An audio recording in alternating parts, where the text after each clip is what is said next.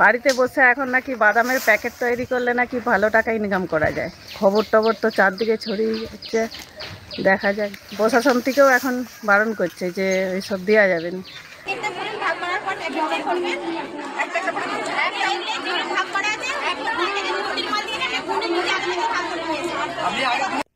সত্যি কি কাজু বাদাম প্যাকেটের কাজ করলে মাসের শেষে মোটা টাকা আয়ের সুযোগ রয়েছে, নাকি ওই কাজের নাম করে মহিলাদের কাছ থেকে নথি সংগ্রহের চক্রান্ত চলছে?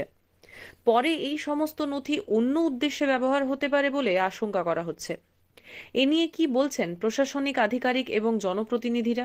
আমাকে একজন বলছিল যে বাদামের প্যাকেট করলে নাকি অনেক ইনকাম করতে পারবো, তার জন্য ব্যাংকের বই, আধার কার্ড, মোবাইল নাম্বার চাইছে, কিন্তু আমার তাতে বিশ্বাস হয়নি, আমি তাদের নাম দিইনি। আর এখন তো শুনতে পাচ্ছি এটা ভুয়ো। সরকারি এরকম কোনো প্রকল্প নেই, এরকম কোনো প্রকল্প আমার আজ মানে কোনোভাবে আছে কিনা আমার জানা নেই।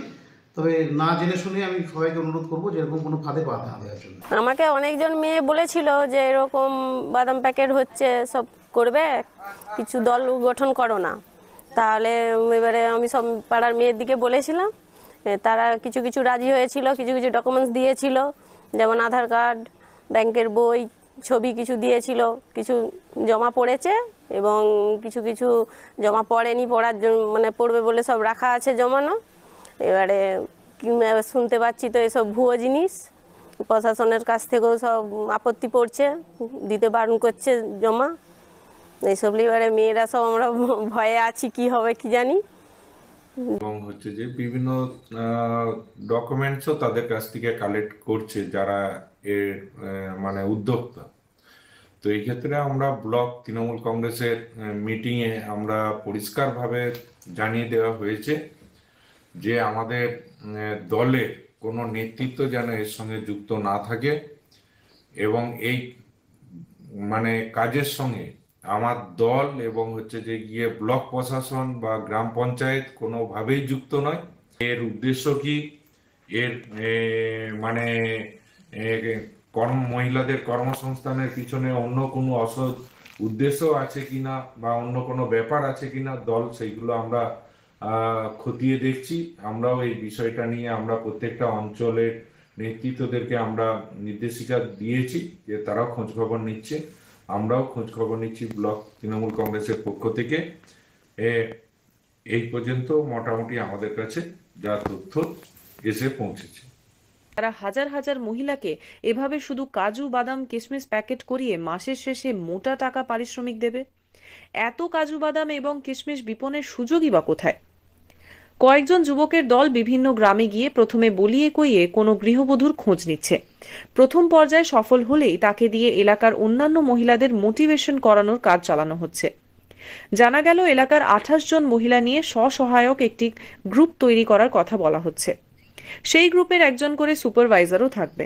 গ্রুপের মহিলাদের কাজু বাদাম কিশমিশ পৌঁছে দেওয়া হবে, তারা বাড়িতে বসে প্যাকেট করে আবার সেই গ্রুপের কাছে পৌঁছে দেবে। উপর থেকে সিনিয়ররা এসে প্যাকেট করা সেই কাজু নিয়ে যাওয়ার সঙ্গে সঙ্গে মোটা টাকা পারিশ্রমিক ব্যাংক অ্যাকাউন্টে পৌঁছে যাবে। আমি মল্লিকা রায় বলছি।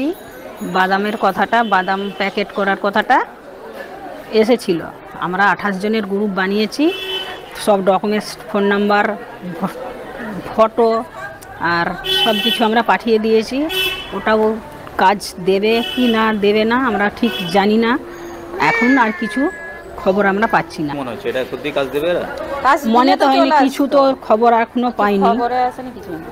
28 জনের সব কিছুই জমা দিয়েছি আমরা। এইভাবে ঘাটাল মহকুমার 3টি থানা থেকে 28 জন মহিলা নিয়ে অন্ততপক্ষে 1200-রও বেশি গ্রুপ তৈরি হয়েছে। মানে ঘাটাল মহকুমাতেই প্রায় 35,000 মহিলার কাজ পাওয়ার কথা। যেহেতু গ্রুপের সংখ্যা বাড়ছে, তাই ওই সংখ্যাটাও আরো অনেকটা বাড়বে। ঘাটাল মহকুমা ছাড়াও অন্যান্য জেলায় এই জাল বিস্তৃত হয়েছে বলে পুলিশ সূত্রে জানা গিয়েছে।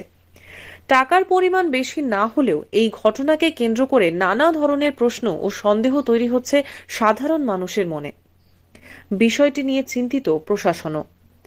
দাসপুর এক বিডিও দীপঙ্কর বিশ্বাস বলেন, দাসপুরগঞ্জেও এই ধরনের ঘটনা ঘটছে।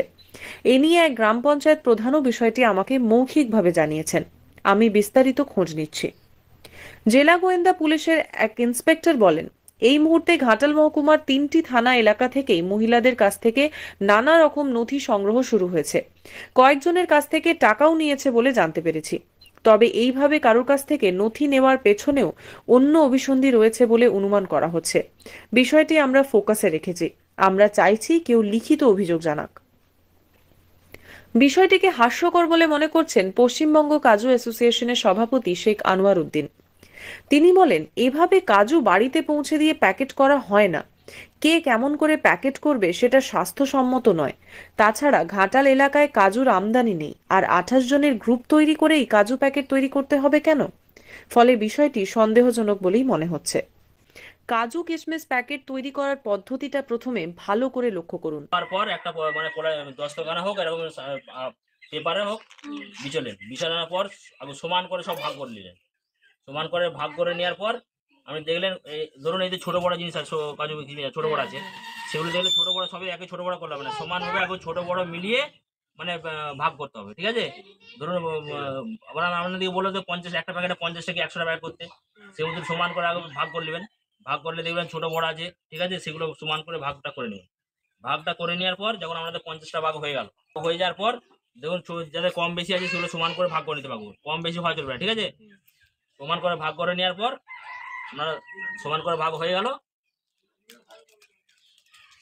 ভাগ হওয়ার পর আপনার প্রত্যেকটা 50টা মাল একবারে প্যাকেটে ভরে নিলেন, পর ভরে নিলেন। দেখলেন, ওজনের কোনো বালাই নেই, নেই কোনো পরিষ্কার পরিচ্ছন্নতার ব্যাপার।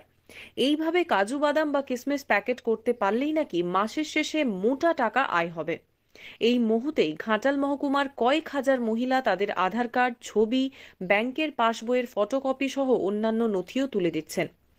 গ্রুপে যোগদান করানোর জন্য অনেককে আবার টাকাও দিতে হচ্ছে বলে জানা গিয়েছে। এখন প্রশ্ন উঠেছে, এইভাবে অস্বাস্থ্যকর পরিবেশে বাদাম কিশমিশ প্যাকেট করার পর সেগুলি কোথায় যাবে? কত বড় কোম্পানি রয়েছে যারা হাজার হাজার মহিলাকে এভাবে শুধু কাজু বাদাম কিশমিশ প্যাকেট করিয়ে মাসের শেষে মোটা টাকা পারিশ্রমিক দেবে? এত কাজু বাদাম এবং কিশমিশ বিপণের সুযোগই বা কোথায়?